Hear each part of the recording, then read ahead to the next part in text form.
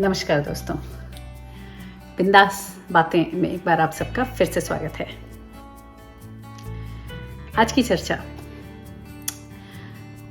बहुत सारी चीज़ें दिमाग में आ रही थी लेकिन फिर समझ में नहीं आया कि इस बारे में इस बार बात की जाए। तो मुद्दा जो मैंने पकड़ा है वो है the act of blaming others, दूसरों को ब्लेम करना, यानी अपने एक्शंस के लिए दूसरों को जिम्मेदार ठहराना। तो इसमें दो पार्ट्स हैं। एक तो ये है कि जो आदमी या औरत है जो दूसरों को ब्लेम करता है अपने हर एक्शन के लिए, जो खराब एक्शंस होते हैं। अच्छे एक्शन के लिए तो कोई कभी किसी को ब्लेम नहीं करते हैं, हर गलत चीज़ को दूसरे पे ब्लेम कर देते हैं। उनके बारे में थोड़ी चर्चा। तो ये तो एक हो गया कैरेक्टर्स, कि वो अपने को सुधारना चाहें तो वो कैसे सुधार सकते हैं, वो एक एस्पेक्ट है। पर दूसरा एस्पेक्ट वो जो बहुत ज़रूरी है वो ये है कि जो ब्लेम किया जा रहा है उसके बारे में कुछ बात कर ली जाए। क्योंकि जो ब्लेम कर रहा है वो तो अपना कर करा के निकल लेता है, पर उसके उस कार्यक्रम से या उसके इस ब्लेमिंग एक्ट से दूसरे पे क्या असर होता है ये जानना बहुत ज़रूरी है। और जो दूसरा है उसको क्या करना चाहिए। तो यहाँ मैं उसको विक्टिम ही कहूँगी, तो विक्टिम के बारे में बात करेंगे। तो सबसे पहले तो ये जान लें कि बहुत जानना ज़रूरी है कि भाई क्या आप इस चीज़ में फंसे हुए हो कि नहीं।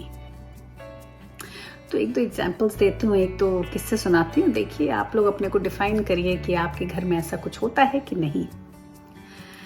तो पिछले हफ्ते एक डिस्कशन चल रहा था जिसमें ये बात हो रही थी किसी के साथ कि भाई if women are safe in Australia, इस बात पे हमारा डिस्कशन हो रहा था।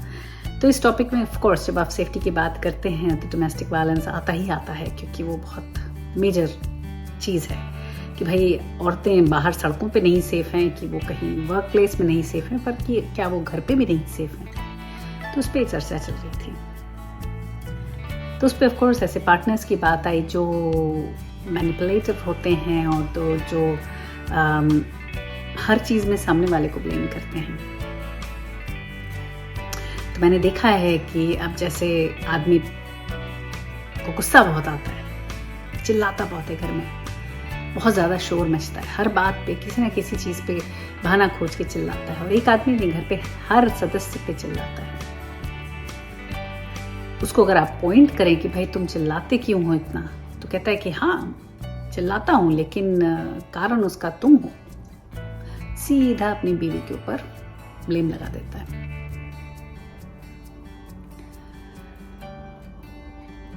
अब चाहे बीवी कितनी भी स्ट्रांग हो, चाहे बीवी कितनी भी समझदार हो, लॉजिकल हो, स्ट्रांग पर्सन, प्रैक्टिकल हो, सब कुछ हो, सारी दुनिया भर का ज्ञान हो उसके ऊपर, उसके पास, लेकिन फिर भी जब आप हर वक्त किसी को बोलते रहो कि भाई आपकी वजह से ऐसा, आपकी वजह से वैसा, आपकी वजह से, तुम्हारी वजह से, तुम्हारी वजह से, तुम्हारी वजह से, तो कहीं वो डाउट आ ही जाता है कि अरे सही में क्या।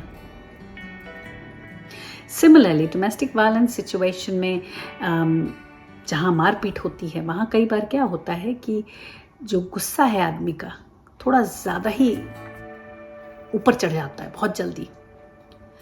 उसको जो चीज़ है घर में या बाहर या तौर तरीका, बच्चों का आना जाना, आपका उठना बैठना, सब उसके हिसाब से होना है।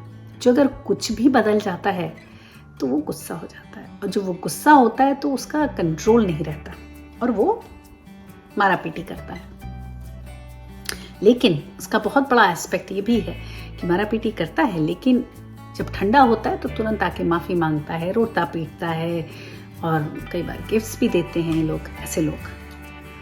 और फिर ऑफ कोर्स ये भी बताते हैं प्यार प्यार में कि मुझे बिल्कुल अच्छा नहीं लगता तुम्हें मारना, या मुझे बिल्कुल अच्छा नहीं लगता ये सब करना, और मुझे पता है ये गलत है, लेकिन ये मेरी वजह से नहीं होता, ये तुम ऐसा करती हो इसलिए ऐसा हो जाता है, और देखो तुमने मुझसे क्या करवा दिया जो मैं बिल्कुल करना नहीं चाहता था। तो जो विक्टिम है उसको ऐसा लगने लगता है कि अरे मैंने क्या किया, अगली बार मैं कोशिश करूंगी, भाई ये बंदा तो मुझसे बहुत प्यार करता है, देखो इतनी चीज़ें लेके आई ये वो, लेकिन अगली बार मैं कोशिश करूंगी कि उसे गुस्सा ना आए। तो आपका एजेंडा दिन भर में सिर्फ यही रहता है कि आज का दिन ऐसे गुजर जाए कि इस बंदे को गुस्सा ना आए। लेकिन ऐसा होता नहीं है, क्योंकि कुछ आप ऐसा कर ही देते हो जो उसके विचार या उसकी पसंद के विपरीत होता है, और फिर उसका गुस्सा आपको झेलना पड़ता है। और कई बार जब तक आप रियलाइज करते हो कि ये आपकी गलती नहीं है, सामने वाले की गलती, काफी देर हो चुकी होती है। तो अगर ऐसा आपके घर में हो रहा है कि आपको मैनिपुलेट किया जा रहा है, या आपके दिमाग में ये डाला जा रहा है कि आप ही की वजह से सारी दुनिया की तकलीफें हैं, तो सबसे पहला कदम ये है कि आप अपने को स्वस्थ रखें। इस जाल में कभी ना फंसें कि आपकी वजह से है। ये जरूर समझ लें कि जो सामने वाला आपको ब्लेम कर रहा है उसकी दिमागी हालत ठीक नहीं है, तभी आप ठीक से रह पाओगे। अब जो सामने वाला है उसको तो आप बदल नहीं सकते, क्योंकि सामने वाले को जो ये ऐसा काम करता है, जो दूसरे को ब्लेम करता रहता है, उसको बदलने के लिए उसे खुद ही ये चीज एक्सेप्ट करनी है कि उसमें कुछ प्रॉब्लम है, तभी वो आगे बढ़े। अब वही है ना कि आज बीमार है आदमी, तो उसको पहले ये चीज एक्सेप्ट करनी है ना कि भाई मैं बीमार हूँ, और बीमार हूं तो फिर इलाज के लिए ले जा सकते हैं ना। जो अगर आदमी ये सोचता है कि मैं तो बिल्कुल स्वस्थ और सही हूं, तो फिर आप कैसे उसको डॉक्टर के पास लेके जाओगे? सही है ना? तो उसी तरीके से दिमागी बीमारियों का भी ऐसा ही होता है कि अगर आप दिमागी तौर से किसी भी तरह से तकलीफ में हो, तो ये चीज सबसे पहला कदम तो ये है कि आप इस चीज को एक्सेप्ट करो कि हाँ भाई मुझे तकलीफ है, या I am suffering from something, और maybe I am lacking something. तो मुझे कहीं जाना चाहिए, किसी से बात करनी चाहिए कि इस चीज को मैं बदलूं। जो अगर आदमी के विचार में ये आता है कि उसको कैसे तो भी बदलना है अपने को, या जो चीज वो कर रहा है, गुस्सा, मार पीट, चिल्लाना, घर का माहौल एकदम खराब कर देना, अगर वो ऐसा कुछ कर रहा है और उसके दिमाग में ये आता है कि भाई मुझे इस चीज को बदलना है, तो ये तो पहला स्टेप हो गया कि उसके दिमाग में ये चीज आई। क्योंकि कई बार ऐसे लोगों के दिमाग में ही ये चीज नहीं आती है, क्योंकि उन्हें लगता है कि वो तो बिल्कुल ठीक है, प्रॉब्लम तो सब सामने वालों में है, उनमें तो कोई प्रॉब्लम ही नहीं है। तो फिर आप उनको सुधरना ही नहीं है, चेंजेस लाने हैं तो सामने वाले को लाने हैं। जो अगर इस चीज से वो उठकर ये समझ जा रहे हैं कि भाई चेंजेस उनको लाने हैं या प्रॉब्लम उनमें है, तो बहुत बड़ा स्टेप हो जाता है। सेकेंड स्टेप होता है, अगर वो ये समझते हैं कि उनकी प्रॉब्लम है, दूसरा कि वो जस्टिफाई नहीं करते अपने एक्शंस को। जस्टिफिकेशन जैसा ना कि भाई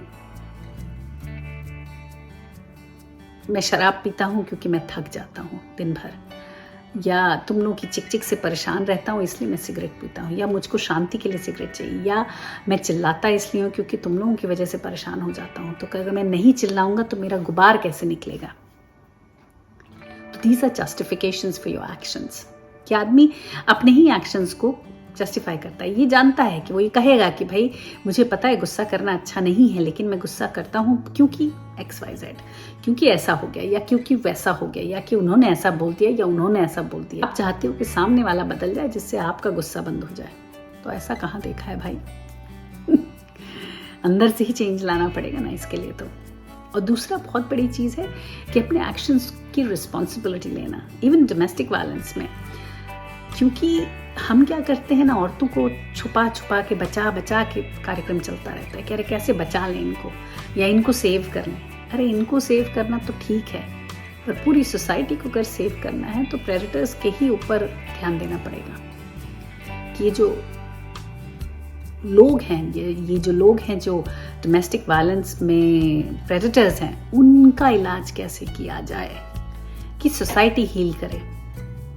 आप एक औरत को उधर से उठा के कहीं और रख दोगे, दूसरी औरत को कहीं और से वो कुछ और किसी और को करेगा, जिसका जो आदत है वो तो कहाँ जाने वाली है।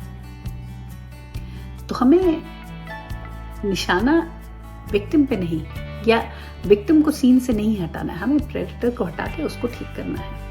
सोसाइटी में चेंज तभी आएगा एक्चुअली, जो गलत बात को सही बनाना, ये ब्लेमर्स की आदत होती है।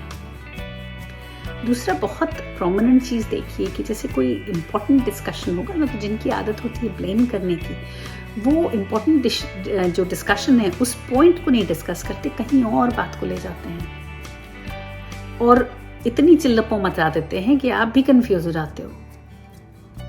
तो चाहे आपने अगर ऐसा कहा हो कि भाई तुमको बोला था कि तुम ये काम कल कर देना, तुमने किया नहीं। तो सामने वाला ये बात नहीं सुनेगा कि किस काम की बात हो रही है और क्या काम उसने नहीं किया। वो हो सकता है आपसे ये बोले कि इस तरह से बात करती हो तुम किस तरह से मुझसे बात करती हो यार, मैं कोई तुम्हारा नौकर हूँ। तो आप उस चीज़ को जस्टिफाई करने लगते हो कि नहीं ऐसा नहीं है, मैं तो सिर्फ ये पूछ रही थी।